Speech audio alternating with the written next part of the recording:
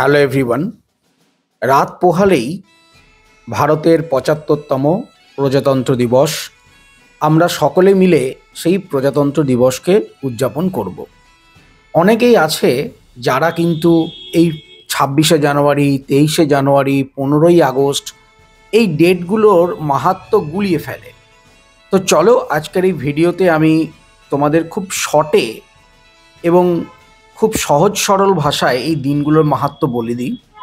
তাতে করে তোমাদের কিন্তু খুব সুবিধে হবে বুঝতে, আর গুলিয়ে যাবে না। যেমন ধরো, প্রথমেই আসছে ২৩শে জানুয়ারি। ২৩শে জানুয়ারি মনে রাখতে হবে আমাদের যে জাতির যে গর্ব, নেতাজি সুভাষচন্দ্র বসুর জন্মদিন। এই ২-৩ দিন আগেই গেল। তো ২৩শে জানুয়ারি হচ্ছে নেতাজির জন্মদিন। আমি কিন্তু ডিটেল ইয়েতে যাচ্ছি না, শুধু ডেটের যে মাহাত্ম্যগুলো বলবো। তারপর এলো ২৬শে জানুয়ারি। ২৬শে জানুয়ারি হচ্ছে প্রজাতন্ত্র দিবস। মানে কি?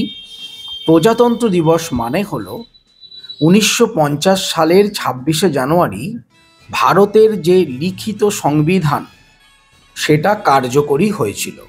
সেই লিখিত সংবিধান যে কার্যকরী হয়েছিল সেই ডেটটা হচ্ছে ২৬শে জানুয়ারি ১৯৫০, এবং সেটাই কিন্তু প্রজাতন্ত্র দিবস।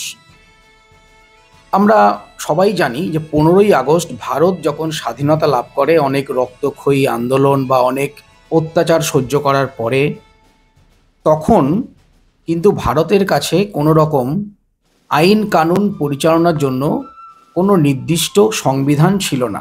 কেননা যতদিন ইংরেজরা ছিল, ইংরেজ যে কনস্টিটিউশন বা ইংরেজ যে সংবিধান সেই অনুযায়ী তারা দেশ শাসন করেছে। কিন্তু যখন ভারত স্বাধীন হলো তখন কিন্তু ভারতের কাছে কোনো লিখিত সংবিধান ছিল না।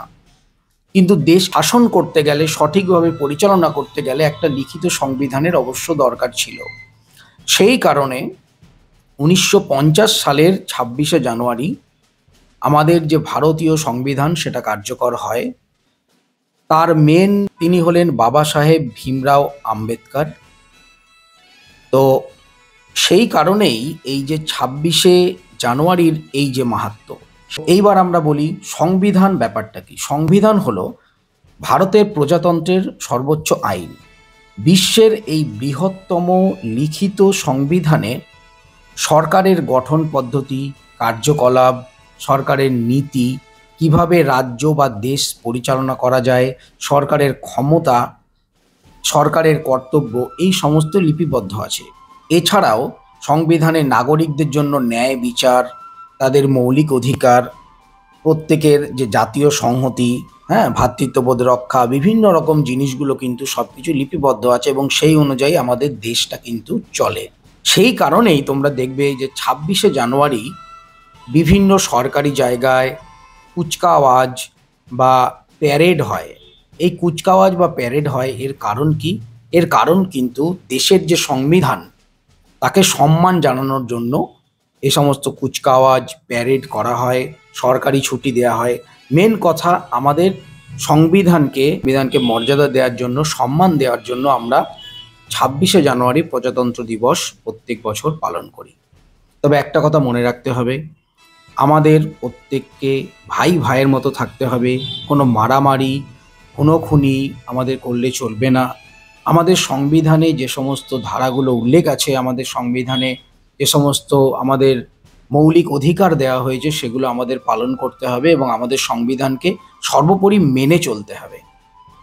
তো এইটা যদি আমরা করতে না পারি তাহলে কিন্তু কোনো সারমর্মতা নেই, বুঝলে?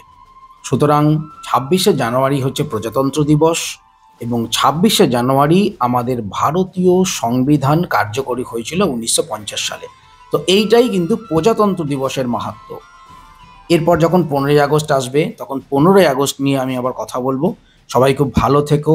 সবাই কালকে ২৬শে জানুয়ারি পতাকা উত্তোলনের মাধ্যমে দেশকে সম্মান জানানোর জন্য সবাই কালকে অবশ্যই ভালো মতন দিনটা কাটাবে, এবং কালকে অবশ্যই সবাই খুব ভালো করে ২৬শে জানুয়ারি প্রজাতন্ত্র দিবসকে উদযাপন করব। সবাই খুব ভালো থেকো, চ্যানেলটা সাবস্ক্রাইব করো। Thank you.